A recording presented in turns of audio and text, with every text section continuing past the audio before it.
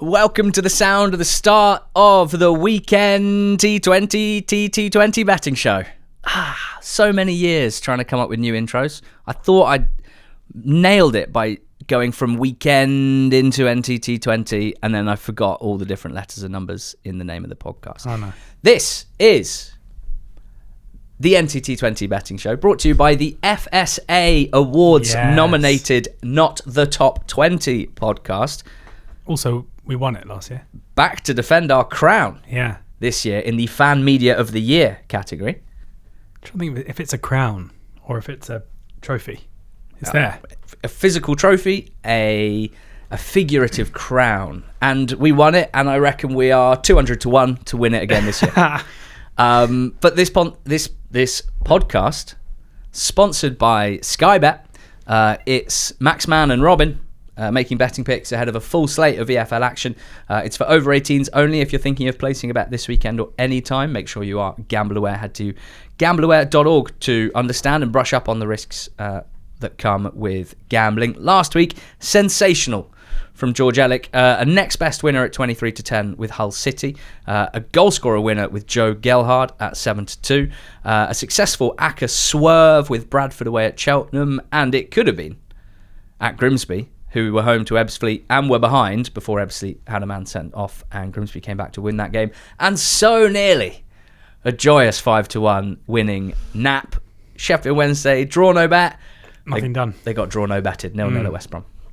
And I watched the game, and even though West Brom had more chances, given that Wednesday stayed in the game, they had a couple of really good opportunities. There was one from Ugbo, which was kind of a tame shot that was easily saved, and one from Liam Palmer, where he just kind of leant back and hammered it over the bar when the ball fell to him in the box. So I think maybe kind of good process, wrong selection. Maybe I should have done like a double chance or an Acker swerve, but either way, I think we might get onto this in a second. I think Wednesday are being pretty continually mispriced at the moment. Mispriced, disrespected, some would say. Good process, bad outcome is certainly what I'm trying to tell myself about last weekend. Charlton did not beat Swansea, my nap. Adam Eder, very much a thorn in my side there with a nice finish from outside the box. A couple of Charlton injuries at the back seem to have slowed their momentum in that game. Having gone 1-0 up, the Eggman therefore was not a winner as it had Charlton in it. Reading throwing away a 2-goal lead to lose at home to Carlisle. Had that been the leg that was needed to win it, that could have been very, very painful indeed. Nat Phillips went close-ish a couple of times for West Brom at Sheffield Wednesday, but didn't score. Yukio Hashi, Blackburn scored 2 at Leicester, but it was his strike partner Gudjonsson, and Jebbison was injured and didn't play, which meant that it was not a good week for me. Minus 4.5 points. George very much in profit for the week, and both of us for the season. The bonus bet, not far off, I tell you. Barnsley 3, York 2, over 4.5 goals landing in injury time. Boreham Wood 3, Crawley 0. It was 2-0 early as well, and I thought I was cursing you because there weren't really any goals in the York game, and it turned out you got the right one. Okay, let's go again. Some massive games across the EFL this weekend. George, what's your best bet? What's your nap? Watford to beat Bristol City, and my nap at 11 to 10. Watford very much trending in the right way. Bristol City very much trending in the wrong way. I wouldn't have too many kind of long-lasting concerns about City, but their injury issues have caught up with them. It was amazing what they were doing in winning so consistently despite so many key players being out. But the injuries have continued. They have players who are basically having to play so many minutes week in, week out. And it's not a massive surprise, therefore, that the attacking players, such as Mehmeti and Twine, their form has dipped off. Viner, the centre-back, is still consistently having to play in midfield. We saw Hayden Roberts having to play left-sided centre-back against Blackburn in midweek. They're just being flogged. And when you consider on the bench, you had a couple of kind of academy grads who shouldn't really be anywhere near the first team. Guard Shrewsbury is having to deal with just a really bad injury crisis. And I think here we can make the most of that with the Watford side, who are bang at it. Their home form is looking really good. Last seen at home beating Boro 3-0. Prior to that, they beat West Brom 2-1. Prior to that, they beat Oxford 2-1. Prior to that, they beat Hull 2-1. So 4 consecutive home wins in the league, and a visit of a team who've lost consecutive games and were last seen shipping 5 when they were in their travel to Stoke last weekend. This is Friday night football, but it just seems to me we're kind of getting both teams at a moment where the market can't quite correct itself to judge them in the right way. With Watford, the decision from Javi Gracia to start Quadro Bar from the start, to take out Kayembe and Sissoko in the midfield is paying dividends. In Imran Louza, they've got one of the informed players in the league. I didn't anticipate that he would be on 6 goals at this stage of the season, but that is where we are now. And they are kind of a relentless attacking threat, and given Bristol City's difficulty from stopping Stoke from creating chances last weekend, I think they should be, they should have some fun in this one against, as I say, an attack that was so strong a couple of weeks ago, but are now struggling. So, yeah, anything odds against, I think for Watford seems like a good price, and 11 to 10, they're my best bet. Yeah, for my nap, I'm backing Birmingham at 19 to 10, 2.9 the decimal with Sky Bet. I think, based on the last 4 to 6 weeks of football, that Birmingham are a slightly better side than Middlesbrough. Not reflected in the league table, of course, but that's how I see it right now. Trying not to be too blinded by the fact that Birmingham have won 2 games in a row by 4 goals to 0, because that won't last forever, or will it? Got 111 points last season, so maybe it will. It's probably the nils rather than the 4s that I'm most interested in. George, Blues have faced 14 shots total in 3 games. Only 3 shots on target, only 1 goal conceded. That was Sinclair Armstrong burning Phil Neumann to finish past a slipping James Beadle. Otherwise, impeccable out of possession, impeccable defensively. So whether they score 4 or 1 or 2, I back them to continue this good form if the performances continue. They have faced the fewest shots in the league this season, which, try telling Chris Davis, as people were suggesting a couple of weeks ago, that his system wasn't right for stepping up to the Championship. It might have been fine for League One, but it wasn't right stepping up to the Championship. His team have faced 50 shots fewer than the league average team defensively. I think you can consider that a system that's working pretty well. And I think they might have landed on something that works, that seems to have loosened things up a little bit going forward. It's a bit funky because Iwata is now playing at right back, who's normally a central midfielder. Clara and Neumann seem to be settling together nicely as centre-backs. And it's at the top of the pitch where Patrick Roberts is sparkling at the moment off the right side. A massive upgrade on what was happening before on the right side of their attack. Damari Gray doing well on the left. Dux has come in and performed really well the last couple of games, leading to suggestions that he is showing shades of Christophe Dugarry, which I really enjoyed. And Stansfield's form, well, a rising tide lifts the ships of all strikers, and Stansfield looks electric right now, quite frankly, and I think the fact that his teammates are performing better has helped with that. So I'm pretty up for Birmingham at the moment. Boro third, they've got 5 points more than Blues, but that's off the back of having 16 points after 6 games a month or 2 ago. And in the 8 games since, it's only 10 points from 8 games with 2 wins, 4 draws and 2 defeats. It's not been an easy fixture list, and neither have the results or the performances been disastrous, but they're definitely not the all-conquering side that they maybe seemed after 6 games. I've got some concerns about the top end of the pitch with with Middlesbrough, both from an individual point of view, how few of them are really consistently clicking. It always feels like maybe Whittaker has a good game here and Bergzog has a good game there and someone off the bench contributes a little bit. But actually, we're now looking at a body of work of 14 games and the front line aren't contributing that much in terms of goals or assists. We're looking that dangerous as a unit. Interesting game because it's the 2 best teams in the league in terms of XG against per Opta. So I think it's unlikely to be a 6-goal thriller. But one of those teams, Middlesbrough, have their best centre-back suspended in Alfie Jones. They've got their second best centre-back, Dale Fry, not involved in the squad in midweek due to an injury. Maybe back here. Probably will be rushed back here, but may not be 100%. And yeah, just think Birmingham slightly the better side. So at 19 to 10, I'll take that about them to win and shake up the early season status quo. Birmingham, my nap, 19 to 10 with Sky Bet. Next best. My next best are Northampton Town to beat Mansfield at 12 to 5. Mm-hmm. Considered it strongly. I don't really understand this price. Like, I know Mansfield come into this in good form, and I know that Northampton come into this, having had a good run of form. But is there, this suggests there's a huge gulf between these 2 teams. And even though I definitely agree that Mansfield would obviously be big favourites at a neutral venue, for them to be 5 to 4, 11 to 10 away from home at Northampton seems like a huge price discrepancy from where I would have them, especially when you consider that Northampton have won 3 games at home this season, all of them to 0 against Exeter, Blackburn and Bolton. Yes, they were beaten 1-0 last time out by Luton, but there's no shame in that. And prior to that, there was that game live on Sky where they went 1-0 up against Rotherham and lost the game 2-1.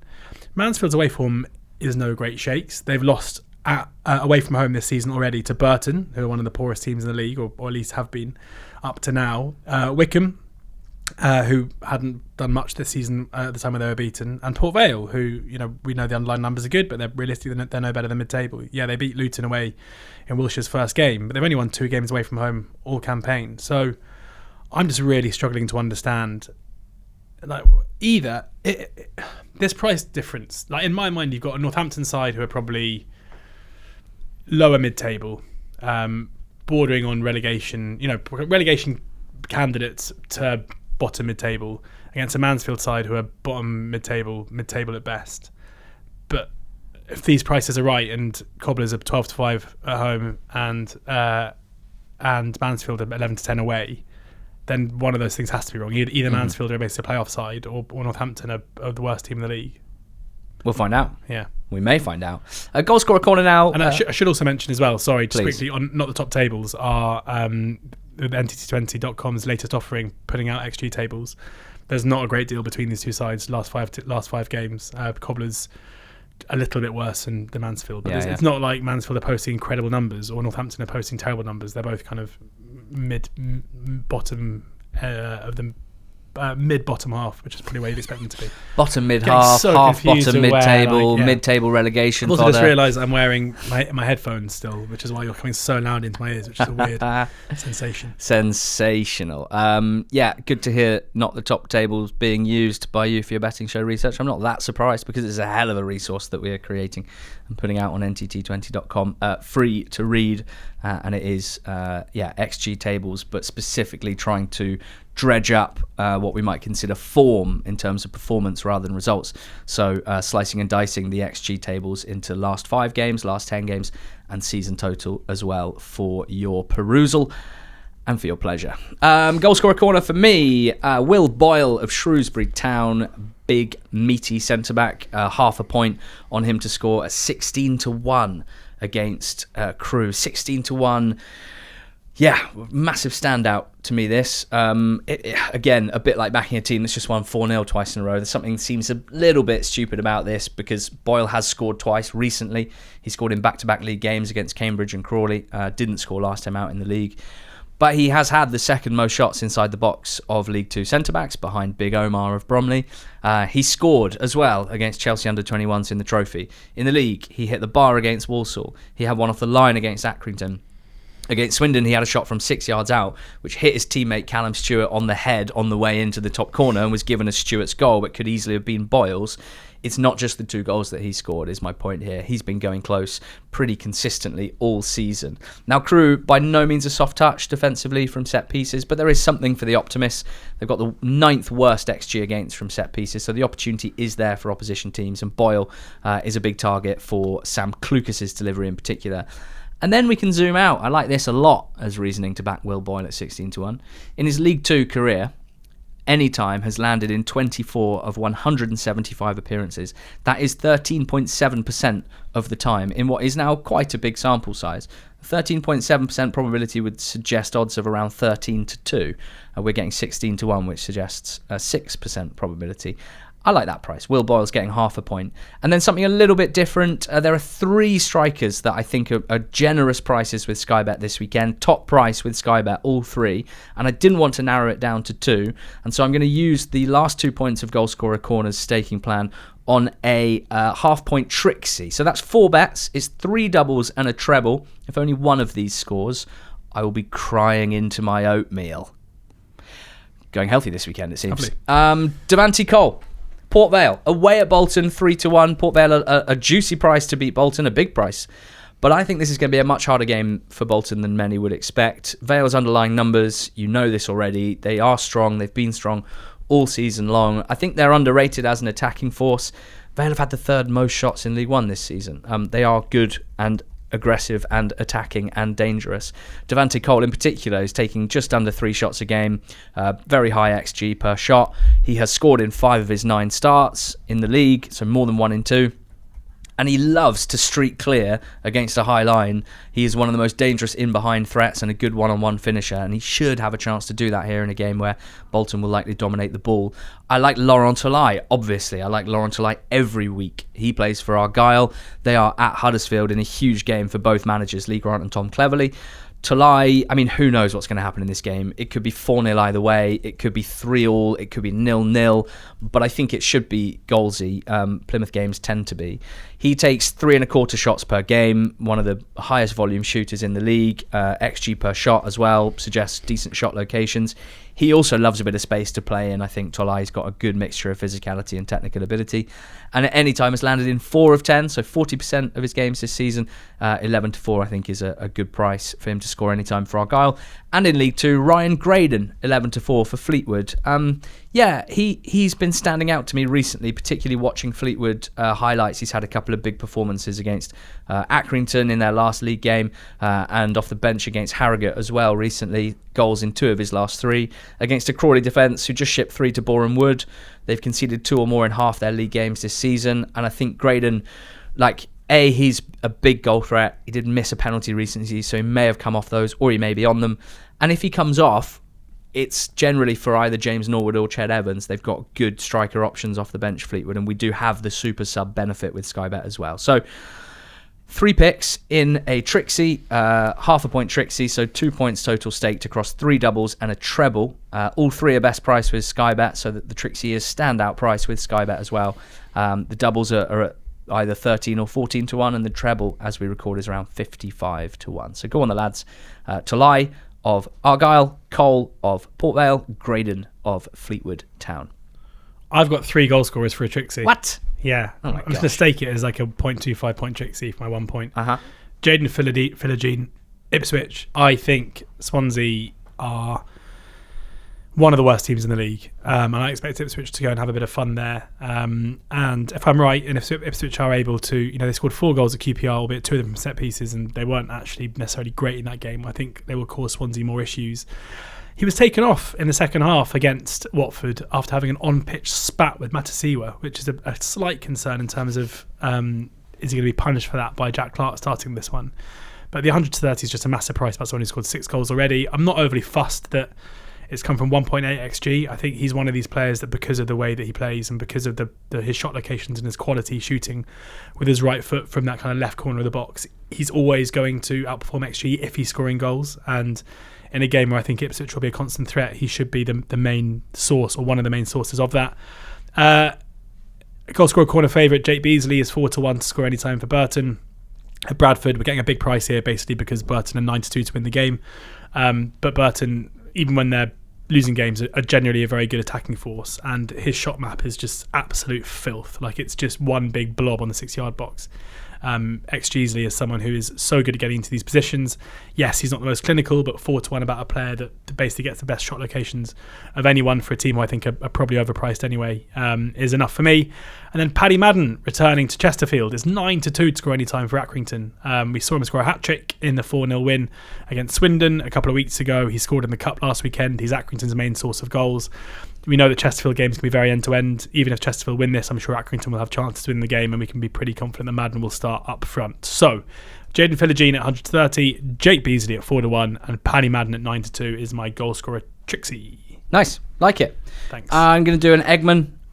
4 big games, 4 big stances, an ACCA, a 4-fold ACCA at 52.83 as we record.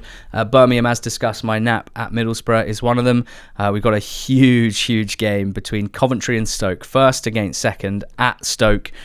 Mark Robbins against Coventry. It's just dripping with narrative.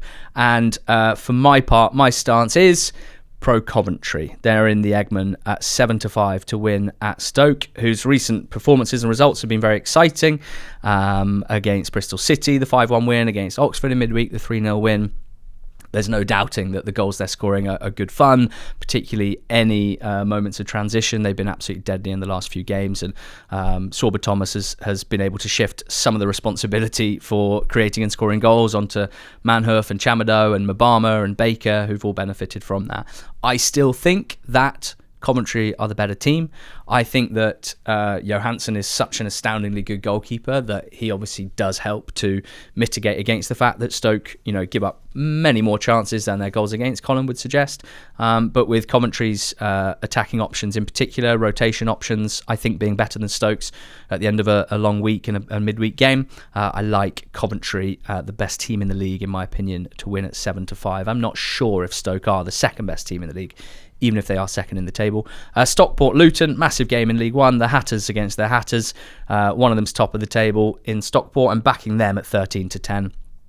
Luton under Jack Wilshere might get a lot better and might pick up points at a much greater lick than they did under Matt Bloomfield. But I think it's too early to say definitively that will definitely happen. They may have won 4-3 against Forest Green in the Cup, but they did throw away a 3-goal lead, conceded 3 goals, which suggests that they are not suddenly this incredibly sturdy team with an unbelievable mentality that sees wins out easily. And Stockport are that and have been that for quite a long time. They've won 20 of their last 30 at home in League One. 13-10 I think is a good price. And then MK Dons at Barnet, 23-10 MK Dons. Look, I'm very pro Barnet. We like them. I just think that this has probably gone a little bit too far. I know everything has a price.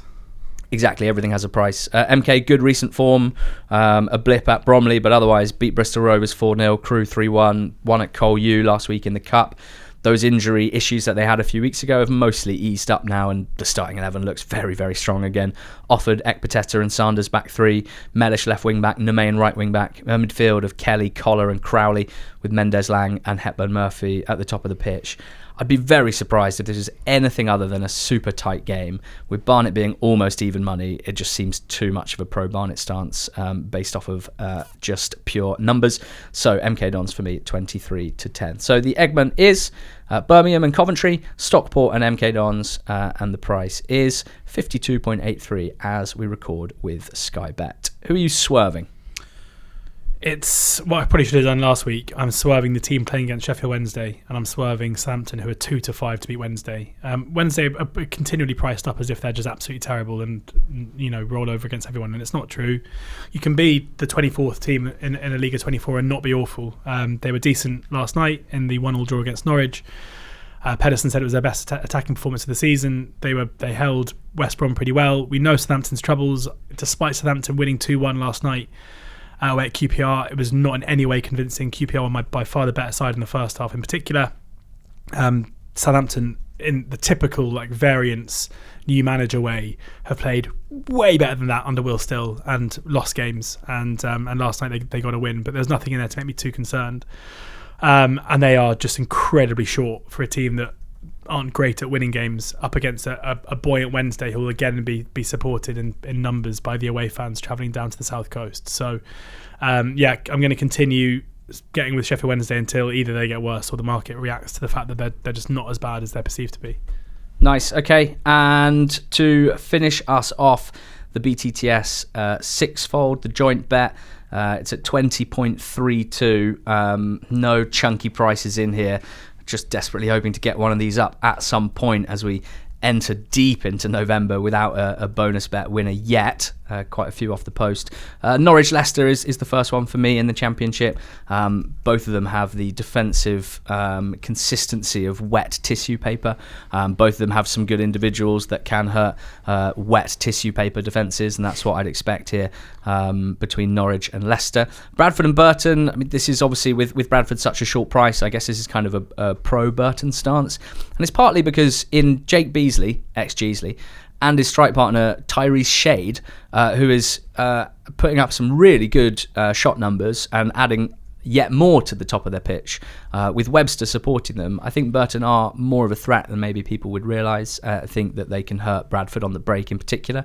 Bradford I would expect to score at home, where I think their performances are very strong. And then Blackpool Cardiff, I mean, Ian Everett's first game against Peterborough, they still gave up, 27 shots. They won 2-1. They looked a tiny bit better going forward, but I still think their games I don't think their defence is sorted yet, put it that way. And you can say the same for Cardiff, who do attack very, very nicely with lots of different threats, Salek in particular, but certainly at the back do not convince whatsoever. So those are the three that I'm adding. Good. All three of mine are 8-13, which is quite fun, I think. Stoke Coventry has to be the game of the weekend. Incredible in terms of being first v second, incredible given the added spice of it being Mark Robins taking his very good Stoke team to his former club Coventry, where he took them from League 2 all the way up onto the brink of the Premier League. Coventry's, as per not the top table in their last 5 games, the total XG is in their games the highest in the league. We've seen Stoke score 8 goals in their last 2 games as well, and also even against Oxford in 3-0 win, looking quite shaky defensively. It wasn't like they kind of kept Oxford easily at bay. Huddersfield against Plymouth is my next one. 2 teams that are really, really poor defensively, but both have very good attacking players. You mentioned Talai earlier. We know about Huddersfield's crop of attacking players who might be misfiring, but certainly have the quality. That's another obvious one for me, where both teams should have the attacking players to really hurt them. And then Crawley Fleetwood finally. Crawley and Scott Lindsay we've spoken about a lot in this part of the show. But Fleetwood are kind of the surprising team. 3.28 XG per game total as per not the top tables so far in their last 5 games, I should say. Is a really high number, and Crawley generally a team that we see a lot of goals in. So yeah, my 3 all 8-13: Stoke Coventry, Huddersfield Plymouth Argyle, and Crawley Fleetwood. Yeah, that's at 20.32 with Sky Bet. Right, we've got the Long Shot, which is our betting newsletter on Substack that we do with Nick Goff. We've got the Long Shot AGM lunch with Goffy in an hour and a half, which I'm super excited about. So hungry already. Hence the early betting show. Basque themed food, if you're interested, and I'm very interested. That's what Geordie's were eating last night, wasn't it? Nice. Thanks very much for listening. Just recapping our selections with rumbling stomachs. Birmingham at 19-10 is my best bet of the weekend. Goalscorer Corner has Will Boyle of Shrewsbury 16-1 with Sky Bet to score against Crewe Alex. I've got a Goalscorer Trixie, Devante Cole 3-1 for Vale at Bolton. Laurent Talai 11-4 for Argyle at Huddersfield. Ryan Graydon 11-4 for Fleetwood against Crawley. The Eggman, the fourfold ACCA this week: Birmingham, Coventry, Stockport and MK Dons. And the joint bet: Norwich, Leicester, Stoke, Coventry, Huddersfield, Argyle, Bradford, Burton, Blackpool, Cardiff and Crawley, Fleetwood, all to have both teams to score. Wow. Watford by nap at 11-10, hosting a depleted Bristol City. Northampton at home 12-5 against Mansfield, my next best. My goal scorer is a Trixie, Jaden Philogene at 100-30, Jake Beasley at 4-1 and Paddy Madden at 9-2. And I'm swerving Southampton at home to Sheffield Wednesday. Thank you so much for listening this week and every week, if indeed you do. Thank you to Sky Bet for sponsoring this podcast. A very happy birthday to producer Rick, who is 21 today, and what a man he is, making us look and sound wonderful. But we're not going to sing happy birthday because it's time for the reverters. Go well!